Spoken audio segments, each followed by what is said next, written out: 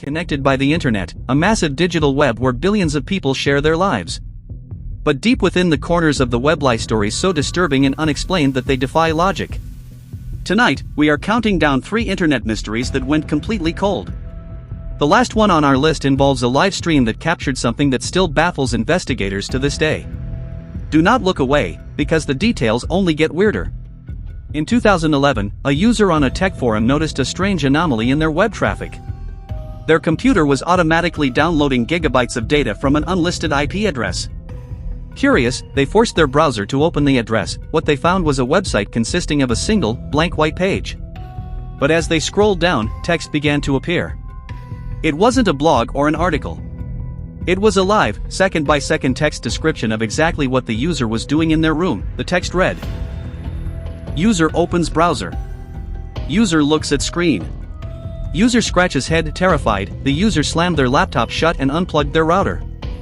They assumed they had been hacked by a webcam malware. But here is where it gets terrifying. They took their laptop to a local coffee shop miles away, connected to public Wi-Fi, and opened the site again. The site immediately updated. User enters cafe. User orders coffee. User is trying to hide. To this day, cybersecurity experts who studied the archived logs cannot explain how the site tracked the user without a GPS signal or local camera access. The website went completely offline 3 days later, leaving behind only a string of code that translates to one word: watching. This brings us to our second mystery, which began on a popular image sharing forum in 2014. Anonymous user uploaded a completely black JPEG file with a simple title: "Do not look at the file lines." Most people ignored it, assuming it was a broken file or a cheap scare. But one programmer decided to download the image and open it using a text editor to view its raw metadata code. Embedded deep within thousands of lines of scrambled text, they found a hidden set of GPS coordinates. When plugged into satellite maps, the coordinates pointed to a completely deserted, unnamed island in the middle of the Pacific Ocean. There shouldn't have been anything there. But when the programmers switched the map view to Google Street View, a feature that shouldn't even exist on an uninhabited island, they found a single, panoramic image. The image showed a dense tropical jungle, and standing right in the center of the frame was a person wearing a blank white mask, holding a handwritten cardboard sign. Written on that sign was the programmer's actual, real-life home address. Panic-stricken, the programmer uploaded a screenshot of the Street View to the forum to ask for help. Within 2 minutes, the entire thread vanished. Their forum account was permanently deleted, and their home internet went completely dark. According to Google's official records, a Street View camera has never been registered anywhere near that coordinate box. The programmer was never heard from online again.